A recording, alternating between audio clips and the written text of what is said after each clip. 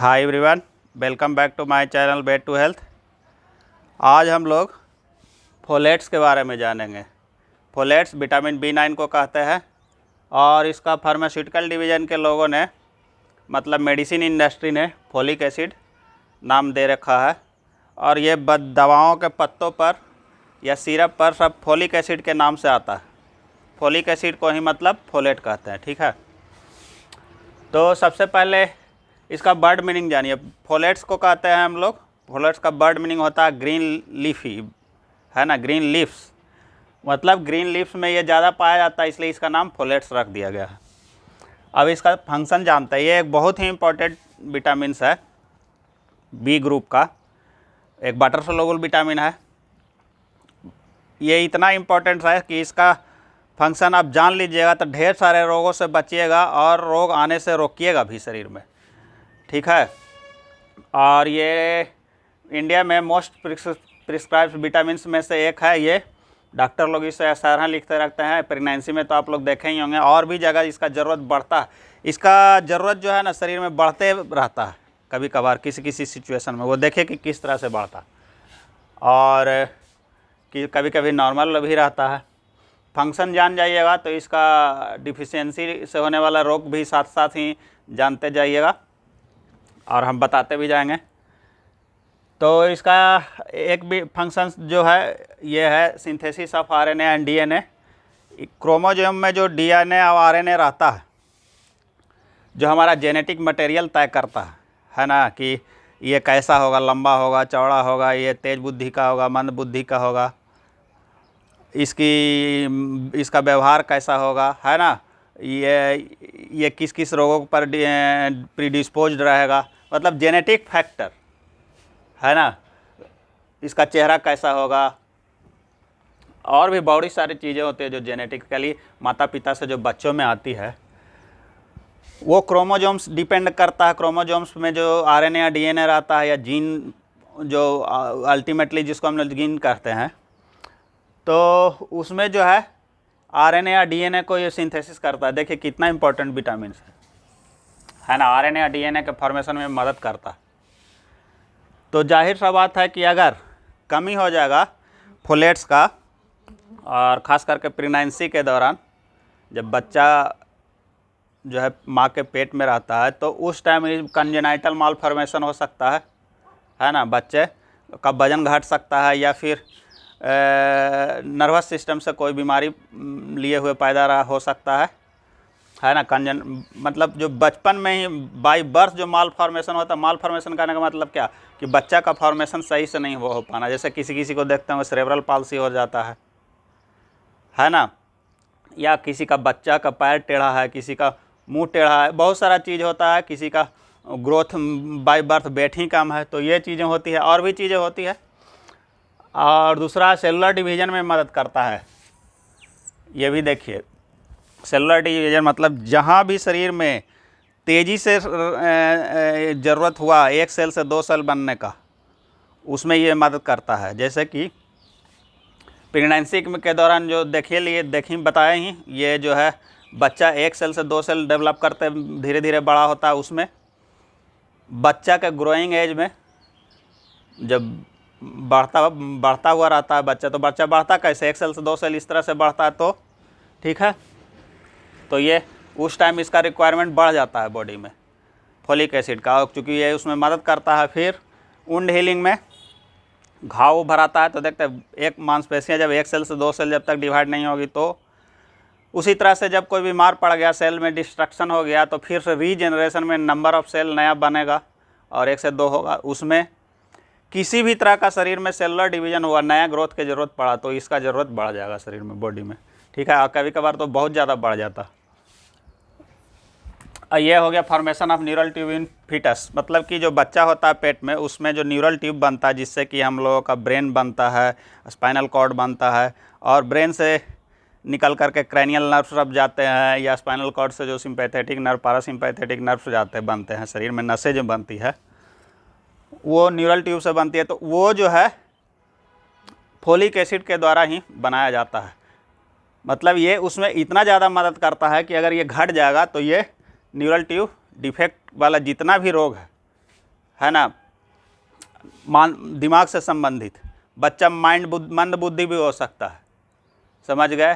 किसी का कान का आवाज़ नहीं जा सकता है, मैंने सुनाई बहरापन आ सकता है, किसी को बच्चा को बोलने या सुनने में दिक्कत हो जाएगा, किसी का आँख में दिक्कत आ जाए, बहुत सारा चीज़ प्रॉब्लम होता है। तो ये कितना इम्पोर्टेंट विटामिन है, इसको ध्यान दें। इसलिए प्रेगनेंसी के दौरान यहाँ के डॉक्टर फोलिक एसिड हमेशा लिखते हैं।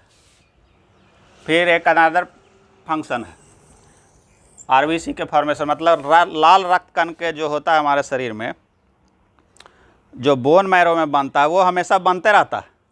अब पुराना वाला जो है डेड होते रहता है। मतलब आरबीसी जो लाइफ है, हमारे हड्डियों से निकल कर के खून में जो आता है, खून की नलियों में जो दौड़ते रहता है खून, लाल रक्त कण, उसका एज लगभग 120 दिन, एक आध सप्ताह प्लस माइनस रहता है। फिर वो मर जाता है और फिर नए लाल रक्त कण हमारे हड्डियों से खून की नलियों में आते रहती है और वो अपना फंक्शन करते रहती है। तो नया जो खून बनता है ना, तो वो इसका रोल बहुत है।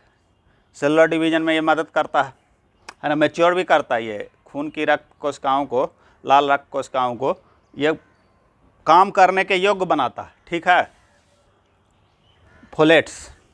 तो ये भी एक बहुत बड़ा फंक्शन है इसका, जो कि अन्य विटामिन बी ग्रुप नहीं करता है ये, लेकिन ये करता है। तो अगर ये इसका कमी हो जाएगा शरीर में, तो जाहिर सा बात है कि खून की कमी हो जाएगी। जब हम लोग कंप्लीट ब्लड काउंट कराएंगे तो उसमें आरबीसी का टोटल काउंटिंग घटा हुआ आएगा, है ना, और मैच्योर्ड भी नहीं रहेगा, खून के लाल रक्त कण बड़ा बड़ा दिखाई देगा, ठीक है। तो इसको आयरन, ये फोलिक एसिड के डिफिशियंसी से ये खून की कमी भी होती है, एनीमिया जिसको कहते हैं, ठीक है। आरबीसी की काउंटिंग घट जाएगा। तो ये भी एक बहुत बड़ा फंक्शन है इसका। इसको भी, ये जो अभी 3-4 फंक्शन बतलाया है वो काफ़ी इंपॉर्टेंट फंक्शन है इसका। आगे देखिए, ये तो अभी बतलाई हैं, requirement increases during rapid cell multiplication. जहाँ भी शरीर में खून, सेलुलर डिवीजन, मतलब एक कोशिका से दूसरा कोशिका, खून भी जो बनता है एक कोशिका से दूसरा कोशिका बनता है, मतलब कि बोन मैरो जो है वहाँ पर भी सेलुलर डिवीजन की ज़रूरत पड़ती है बोन मैरो में, तो वहाँ भी ज़रूरत इसका रहता है। अब मान लीजिए कि किसी को कोई खून दे दिया, ठीक है, किसी को डोनेट कर दिया, या इंजरी के दौरान निकल गया, खून निकला, तो फिर खून बनने की प्रक्रिया बढ़ेगा शरीर में, तो इसका रिक्वायरमेंट फिर उस टाइम बढ़ जाएगा। देख रहे हैं कितना इंपॉर्टेंट विटामिन है ये। अगर इसकी कमी हो जाएगी तो फिर खून बनने की प्रक्रिया भी घट जाएगा। अब इसका ये भी बतला ही दिए हम कि प्रेगनेंसी के दौरान, ग्रोइंग चिल्ड्रन में, रिकवरी में, वुंड हीलिंग में, खून बनने में, बड़ी सारा जगह जहाँ भी सेलुलर डिवीजन का ज़रूरत आएगा, ये फोलेट्स का ज़रूरत बढ़ जाएगा। और इसका फंक्शन वो भी है जो अन्य विटामिन बी का है, जो 3 फंक्शन जो कॉमन है विटामिन बी ग्रुप में। पहला, ये ग्लूकोज से या फैट से जो हमारा शरीर एनर्जी प्रोड्यूस करता है, उस दौरान इसका मदद लगता है, तो ये भी मदद करता है वहाँ पर। फिर दूसरा,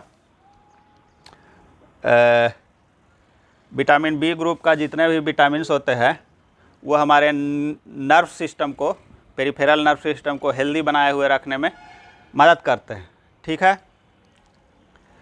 अब हम लोग देखते हैं, हाँ, और एक इंटेस्टाइन भी हेल्दी बना करके रखता है, इंटेस्टाइनल म्यूकोसा को खास करके ये हेल्दी बना करके रखता है। एक चीज़ इसमें जानिए कि इसका कमी होता क्यों है। अगर इसका पेट में किसी का दिक्कत है, जैसे कि गैस बनना या ड्यूडेनम में दिक्कत है, ड्यूडेनल अल्सर हो गया, पेप्टिक अल्सर का जो एक टाइप है, तो उसमें इसका एब्जॉर्प्शन जो है इंटेस्टाइन का फर्स्ट पार्ट, स्मॉल इंटेस्टाइन का फर्स्ट पार्ट, ड्यूडेनम में ही इसका एब्जॉर्प्शन होता है फोलेट्स का। तो अगर इंटेस्टाइन से संबंधित कोई बीमारी है तो इसका डिफिशियंसी हो जाएगा, तो उस टाइम सीधे ब्लड में चढ़ाना पड़ता है, ठीक है। तो वो बात अलग है, लेकिन ये जानिए कि पेट अगर ठीक रहेगा तब भी इसका एब्जॉर्प्शन ठीक से हो जाएगा। ना तो खाइएगा 100 ग्राम मान लीजिए, तो एब्जॉर्प्शन 2500 ग्राम नहीं होगा और इसकी कमी होती रहेगी।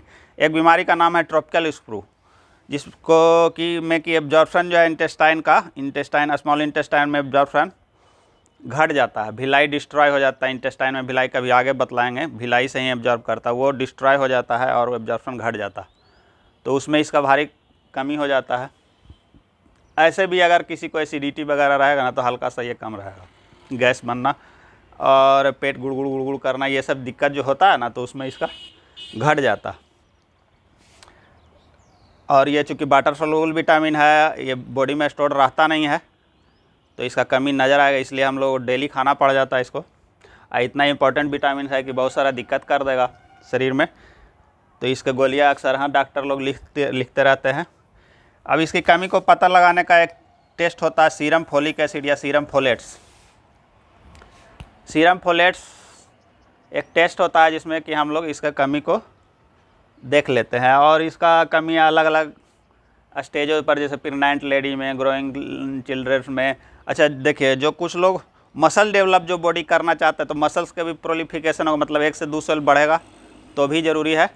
इसलिए हम पहले भी कहें कि जो लोग जिम गोयर हैं, एक्सरसाइज हैवी करते हैं, वो लोग ग्रीन लीफी वेजिटेबल्स और सलाद की मात्रा ज़्यादा खाएं ताकि फोलेट्स की कमी ना हो पाए। ऐसे तो लीवर मीट वगैरह में भी होता है।